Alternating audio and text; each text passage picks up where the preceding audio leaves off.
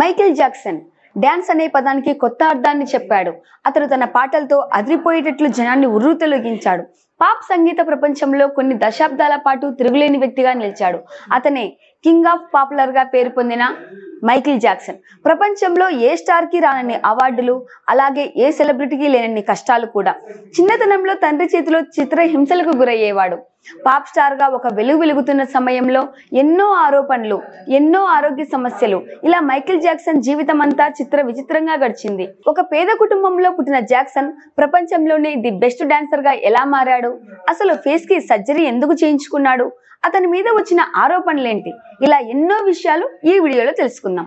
ఈ వీడియోని చివరి వరకు మిస్ కాకుండా చూడండి. మైకేల్ జాక్సన్ 1958 ఆగస్టు 29వ తేదీన అమెరికాలోని క్యారీ నగరంలో జన్మించారు. తండ్రి పేరు జోసెఫ్ జాక్సన్, తల్లి క్యాథరిన్. మైకేల్ జాక్సన్ 9 మంది సంతానంలో 7వ వాడు. జాక్సన్ తండ్రికి గొప్ప గిటారిస్ట్ అవ్వాలని కోరిక. కానీ కుటుంబాన్ని పోషించడం కోసం తన కోరికను పక్కన పెట్టి ఒక స్టీల్ కంపెనీలో పనిచేసేవాడు. కానీ తన పిల్లల్ని మంచి సింగర్ గా తయారు చేయాలనుకున్నాడు.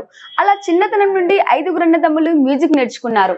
అయితే జోసెఫ్ జాక్సన్ జీవితంలో తను అనుకున్నది సాధించలేకపోయాను అనే కోపం తన పిల్లల మీద చూపించేవాడు. క్రూరంగా వ్యవహరించేవాడు. తను చెప్పినట్లు పాడకపోయినా, తన మాట వినకపోయినా బెల్ట్ తో కొట్టడం, గోడకేసి బాదటం, కాలితో తనటం, ఇలా చేసేవాడు. అలా మైకేల్ జాక్సన్ బాల్యంలో చాలా చిత్రహింసలకు గురయ్యేవాడు. కానీ తల్లిదండ్రులు ఇద్దరికి తమ పిల్లల టాలెంట్ మీద మంచి నమ్మకం ఉండేది. దాంతో వాళ్ళ 5గురిని ఒక గ్రూప్ గా తయారు చేసి దానికి జాక్సన్ 5 అని పేరు పెట్టారు. వాళ్ళతో చుట్టుపక్కల ప్రదర్శనలు ఇప్పించేవారు. ఆ సమయంలో మైకేల్ జాక్సన్ వయసు కేవలం 5 సంవత్సరాలు. ఆ 5గురిలో జాక్సన్ వాయిస్ పర్ఫార్మెన్స్ చాలా బాగుండేది. ఈ 5గురు పగలు రాత్రి అని తేడా లేకుండా కొన్ని గంటల పాటు ప్రాక్టీస్ చేస్తూ స్టేజీ మీద ప్రదర్శన ఇస్తూ ఉండేవారు. అయితే ఆ రోజుల్లో నల్ల జాతీయుల పట్ల కొంత వివక్షత ఉండేది. ఎక్కువగా బయట తిరగకూడదు, అందరిలోనూ కలవకూడదు. వాళ్లకు అంత గౌరవ మర్యాదలు ఉండేవి కావు. అందుకే మొదట్లో కేవలం నల్ల జాతీయుల దగ్గర మాత్రమే ప్రదర్శన ఇచ్చేవారు. కానీ వీళ్ళ ప్రతిభకు తెల్లవాళ్ళు కూడా మంత్రముగ్ధులయ్యారు. అలా మోటో అనే ఒక మ్యూజిక్ కంపెనీ జాక్సన్ తో ఒక ఒప్పందం కుదిరింది. దానితో మొదటిసారిగా వాళ్ళు మ్యూజిక్ ఇండస్ట్రీకి పరిచయం అయ్యారు. తర్వాత జాక్సన్ 5 నుండి వచ్చిన I want you back, love you save, ABC, ఇలా అన్ని ఆల్బమ్స్ కూడా మంచి సక్సెస్ సాధించాయి. కానీ జాక్సన్ కి తనకంటూ సొంత గుర్తింపు తెచ్చుకోవాలనుకున్నాడు. అందుకోసం తానొక్కడే ప్రదర్శనలు ఇవ్వడం స్టార్ట్ చేశాడు. తాను విడుదల చేసిన మ్యూజిక్ అన్ని for ever Michael, of the wall, ఇవన్నీ కూడా సూపర్ హిట్ గా నిలిచాయి. దీంతో మైకేల్ జాక్సన్ ఇంటర్నేషనల్ స్టార్ అయిపోయారు. తర్వాత 1982లో రిలీజ్ అయిన థ్రిల్లర్ ఆల్బమ్ 65 మిలియన్ కాపీలకు పైగా అమ్ముడై బెస్ట్ సెల్లింగ్ ఆల్బమ్ గా రికార్డు సాధించింది.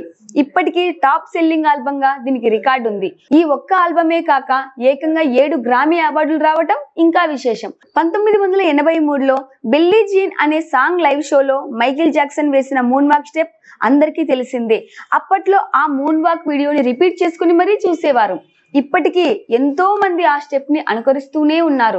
అలాగే 1991లో విడుదలైన డేంజరస్ ఆల్బమ్ ఒక సంచలనం. ఇలా మైకేల్ జాక్సన్ గురించి, తన పాటల గురించి ఎంత చెప్పుకున్నా తక్కువే. విడుదలైన ప్రతి ఆల్బమ్ కూడా ఏదో ఒక అవార్డుని తెచ్చిపెట్టేవి. సంగీత ప్రపంచంలో ఉండే వాళ్ళకి గ్రామీ అవార్డు అనేది ఒక చిరకాల కోరిక. కనీసం ఒక్క గ్రామీ అవార్డు అయినా సాధించాలని ఆరాటపడుతుంటారు. అలాంటిది మైకేల్ జాక్సన్ కి 1 కాదు 2 కాదు, ఏకంగా 13 గ్రామీ అవార్డులు, 16 మ్యూజిక్ అవార్డులు, 39 గిన్నిస్ బుక్ రికార్డులు, ఇలా చిన్న పెద్ద అన్ని కలిపి దాదాపుగా 317 అవార్డులు సాధించాడు. అంటే ఎంత గొప్ప విజయం అనేది మనకు అర్థమవుతుంది. అందుకే ఆయనను కింగ్ ఆఫ్ పాప్ గా పిలుస్తారు. కానీ 1980 తర్వాత మైకేల్ జాక్సన్ రూపు మారడం స్టార్ట్ అయింది. ఆ సమయంలో అందరూ మైకేల్ జాక్సన్ నల్లగా ఉండడం ఇష్టం లేక ప్లాస్టిక్ సర్జరీ చేయించుకున్నారు అనుకున్నారు. కానీ కారణం అది కాదు. ఆయన మొహం మీద వీటిలిగో అనబడే బొల్లి వ్యాధులు, అంటే మచ్చలు రావటం మొదలయ్యాయి. దానివల్ల అతను సర్జరీ చేసుకోవాల్సిన అవసరం వచ్చింది. అంతేకాని నలుపు రంగు పోగొట్టుకోవడానికి కాదు. ఈ విషయం ఆయన ఒక ఇంటర్వ్యూలో చెప్పాడు. అంతేకాదు, నల్లగా ఉన్నందుకు గర్వపడుతున్నానని జాక్సన్ చాలాసార్లు చెప్పుకున్నారు. ఒకసారి 1979లో మైకేల్ జాక్సన్ డాన్స్ చేస్తుండగా ప్రమాదవశాత్తు కింద పడ్డం వల్ల ముక్కుకు గాయమైంది. దాంతో అతను ముక్కుకు సర్జరీ చేయించుకున్నాడు. కానీ అది సరిగ్గా విజయవంతం అవ్వకపోవటం వల్ల ముక్కుకు రంధ్రం కొద్దిగా మూసుకుపోవటంతో చాలా ఇబ్బందులు ఎదురయ్యాయి. ఆ బాధ భరించలేక 1981లో మళ్ళీ ముక్కుకి సర్జరీ చేయించుకున్నాడు. 1984లో ఒకసారి స్టేజ్ మీద డాన్స్ చేస్తూ ఉండగా అకస్మాత్తుగా బాణసంచా పేలి మైకేల్ జాక్సన్ తలకు నిప్పంటుకొని దాదాపు జుట్టు అంతా కాలిపోయింది. దానికోసం ఒక సర్జరీ అవసరమైంది. ఇలా రకరకాల కారణాల వల్ల ముఖానికి ఎన్నో సర్జరీలు చేయించుకోవాల్సి వచ్చింది. ఇలా అనారోగ్య సమస్యలు, బాధలు భరిస్తూనే ఎన్నో డాన్స్ ప్రదర్శనలు ఇచ్చేవాడు. కొత్త కొత్త ఆల్బమ్స్ క్రియేట్ చేసేవాడు. ఇలా విడుదలైన ప్రతి ఆల్బమ్ కూడా మిలియన్ సంఖ్యలో అమ్ముడుపోయేవి. మైకేల్ జాక్సన్ పేరుతో పాటు లెక్కలేనంత డబ్బును కూడా సంపాదించాడు. అయితే మైకేల్ జాక్సన్ మాత్రం ఆ సెలబ్రిటీ హోదాను అనుభవించలేకపోయాడు. తండ్రి పెట్టిన హింస కారణంగా చిన్నతనం అంతా ఒక జైలు జీవితం లాగా గడిచింది. తను కోల్పోయిన బాల్యాన్ని తిరిగి పొందాలనుకున్నాడు. అందుకోసం కాలిఫోర్నియాలో 2700 ఎకరాల భూమిలో చిన్న పిల్లల కోసం నెవర్లాండ్ అనే పేరుతో ఒక నిర్మాణాన్ని చేపట్టాడు. దీనిలో పిల్లలు ఆడుకోవడానికి park, swimming pool, video games, cinema hall ఇలా అన్నింటినీ నిర్మించాడు. మైకేల్ జాక్సన్ ఎక్కువ సమయం ఈ నెవర్లాండ్ లో నివసించేవాడు. వారానికి ఒకసారి కొన్ని వందల మంది చిన్న పిల్లల్ని పిలిచి వాళ్ళతో ఆడుకునేవాడు. వారికి విందు భోజనం ఏర్పాటు చేసేవాడు. మైకేల్ జాక్సన్ వ్యక్తిగత ఖర్చులు ఇంకా ఈ నెవర్లాండ్ మెయింటైన్ చేయడానికి కావాల్సి నెలకు కనీసం 15 కోట్ల రూపాయలు ఖర్చు పెట్టేవాడు. మైకేల్ జాక్సన్ ని చిన్నపిల్లల మనస్తత్వం. స్టేజ్ మీద తన ఆటపాటలతో జనాన్ని మంత్రముగ్ధులు చేసే జాక్సన్ కానీ స్టేజ్ దిగితే మాత్రం సిగ్గుతో భయంతో ఉండేవాడు. సమయం కుదిరితే పిల్లలతో గడిపేవాడు లేదా ఒంటరిగా ఉండేవాడు. ప్రపంచంలో అత్యంత ఒంటరి వ్యక్తి తానే అని చాలాసార్లు చెప్పుకున్నాడు. అయితే తాను ఒంటరితనాన్ని పోగొట్టుకోవటానికి తనతో పాటు ఒక పిల్లాన్ని నిద్రపోమనేవాడు. ఈ సమయంలో మైకేల్ జాక్సన్ చిన్న పిల్లల్ని లైంగికంగా వేధిస్తున్నాడు అనే ఆరోపణలు వచ్చాయి. కానీ జాక్సన్ ఈ ఆరోపణలను కొట్టిపారేశాడు. తనకు చిన్న పిల్లల మీద ప్రేమ తప్ప వేరే ఉద్దేశం లేదని వాదించాడు. కానీ కోర్టు వినలేదు. కొన్ని కోట్ల రూపాయలు ఆ పిల్లవాడికి చెల్లించాలని ఆదేశించింది. ఒక పక్క ఈ కోర్టు ఖర్చులు, మరొక పక్క ఈ నెవర్లాండ్ నిర్వహణ ఖర్చులు. వీటన్నిటి కారణంగా మైకేల్ జాక్సన్ అప్పుల్లోకి వెళ్ళిపోయాడు. చిన్న పిల్లల కోసం తను ఎంతో కష్టపడి కట్టుకున్న నెవర్లాండ్ ని 2008లో ప్రభుత్వం వేలం వేసింది. కానీ ఆ సమయంలో సిక్కమూర్ వ్యాలీ వ్యాచ్ అనే కంపెనీ కొంత వాటా తీసుకొని జాక్సన్ కి 250 కోట్లు చెల్లించి ఆ వేలంని ఆపేసింది. అప్పటి నుండి నెవర్లాండ్ ర్యాన్స్ గా మారిపోయింది. మైకేల్ జాక్సన్ 1994లో లీసా అనే అమ్మాయిని ప్రేమించి పెళ్లి చేసుకున్నాడు. పెళ్ళైన తర్వాత కూడా చిన్న పిల్లలతో ఎక్కువగా గడిపేవాడు. అది లీసాకి నచ్చేది కాదు. దాంతో 1996లో వాళ్ళిద్దరూ విడాకులు తీసుకున్నారు.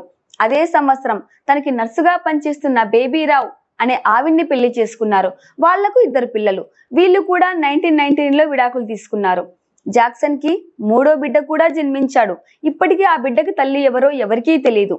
మరొక పక్క విడాకులు, ఇంకోవైపు పుకార్లు, కేసులు, ఆస్తి నష్టం, అనారోగ్య సమస్యలు ఇవన్నీ ఒకేసారి చుట్టుముట్టడంతో జనాలకి దూరంగా ఒక గదిలో ఒంటరిగా ఉండేవాడు.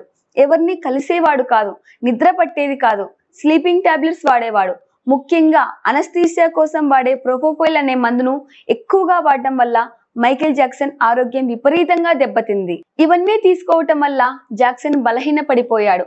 ఊపిరితిత్తులు పాడైపోయాయి. చివరికి 2009వ సంవత్సరం జూన్ 20వ తేదీన గుండెపోటు కారణంగా జాక్సన్ తన 50 ఏళ్ల వయసులో మరణించాడు. అయితే కొంతకాలం తర్వాత తెలిసింది ఏంటంటే మైకేల్ జాక్సన్ డ్రగ్స్ వాడకం వెనకాల ఆయన పర్సనల్ డాక్టర్ ముర్రే ఆ డ్రగ్స్ వాడమని సలహా ఇచ్చేవాడని తెలిసింది.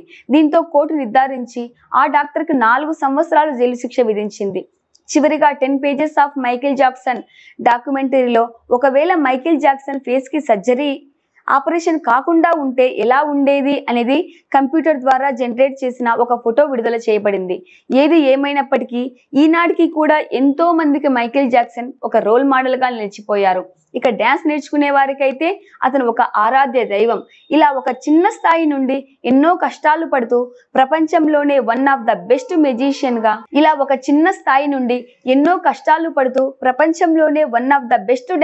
ఎదిగిన ఆయన జీవితం మనందరికీ స్ఫూర్తిదాయకం.